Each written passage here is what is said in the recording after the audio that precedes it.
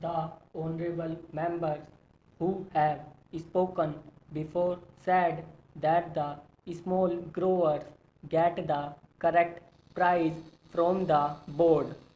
This is not so. The entire bulk of the profits they make in the home market and in the foreign market is kept by the bigger growers who dominate this coffee board. The price they get is more than what they pay to the small growers. That is the complaint of the small growers. So it is not correct to say that the profits this board makes are equally distributed to the small growers.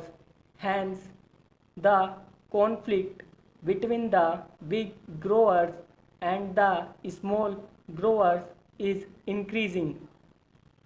Therefore, it is necessary on the part of the government to do justice to the small growers.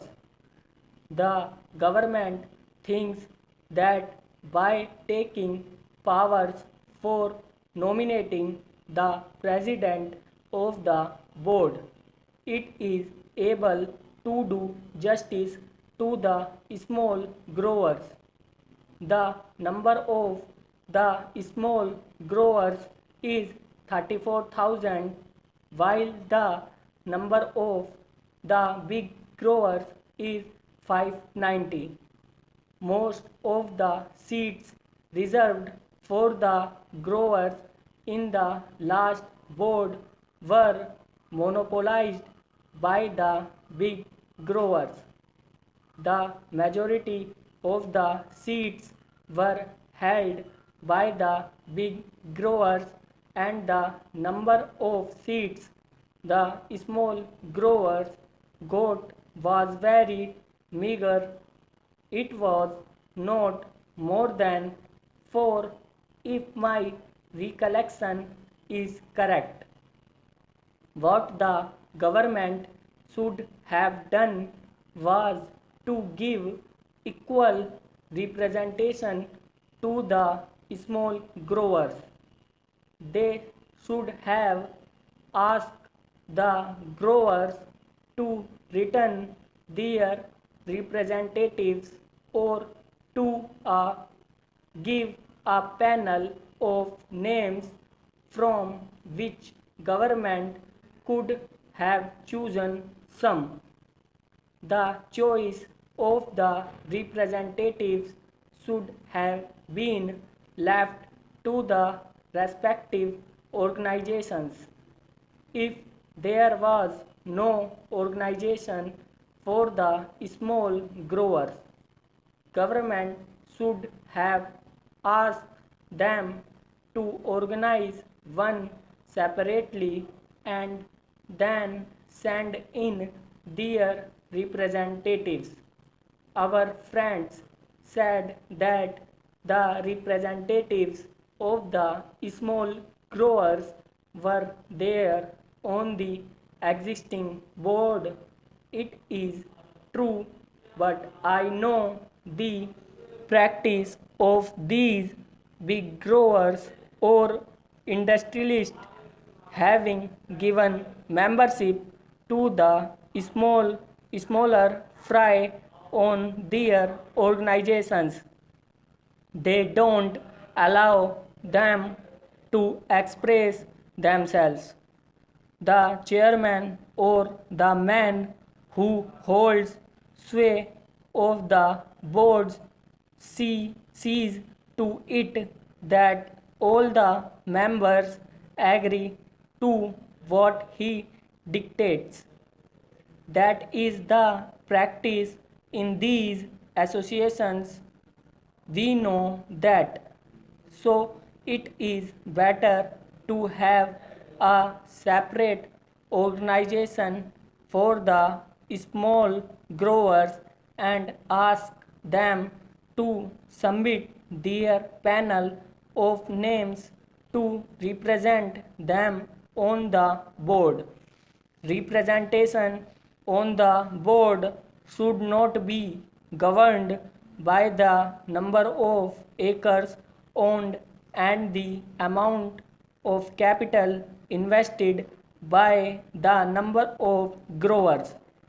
If this principle is adopted, the bigger growers will not be able to run away with what they want in this connection.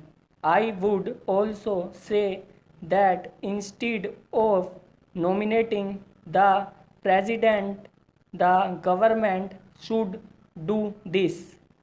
The government should ask the respective organizations of the big growers, the small growers, labor, and the consumer is to send in the names of their representatives and then include members of parliament.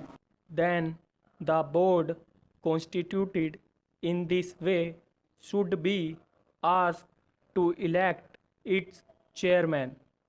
If this procedure is adopted, then the government can see that no big growers is elected to the chairmanship. In that case, only a man who can command a majority in the board will be elected, and that man will see to it that justice is done to all the interests concerned. But here the government, in the name of taking over control of the industry, wants to bureaucratize the whole industry. I don't think that by bureaucratizing the board, the government will be able in any way to help the industry to develop or to bring about better working conditions for the labor. One member in the select committee said that no representation should be given to labor. That is the attitude of the growers. That is the attitude generally of all employers in this country. But is it just on their part to deny representation to labor as well as to the consumers? Certainly, the rights of these people should be recognized, but personally, I don't think that by merely giving representation to labor on the board, the government can do justice to labor. It is true that the minister in the select committee, as well as in his reply to the debate in the other house, said that the working conditions of the labor were very pitiable and deplorable and should be improved. Sir, there was also a petition sent to the Lok Sabha by the employees of the coffee house recommending to the house that their petition should be considered. The employers deny the rights of the workers, and they say that they have made all efforts to develop the industry in all these 13 years, at whose cost it is at the cost of the workers by paying them to low wages. They have made a huge profit, which is expressed in the reply of Mr. Radcliffe to a question of the Honorable Minister for Commerce and Industry that he had been distributing a dividend of 13.5% in 1 year. In 1 year, he had given 20% dividend, in another year 27%, and in yet another year he gave 19% to his shareholders. At the same time, this big dividend is after deducting the expenses including depreciation, taxation, reserve fund, and reserve fund to capital invested. Apart from all these, they have made a net profit so as to distribute an average dividend at 13.5%. Can anybody imagine that such an industry should be allowed to distribute this high dividend at the cost of the poor labor who actually produced this profit? Certainly at the cost of the poor labor and the people they have got this profit. The coffee houses are getting coffee at the rate of rupees 210 per kilo. At the same time, how do they sell coffee there?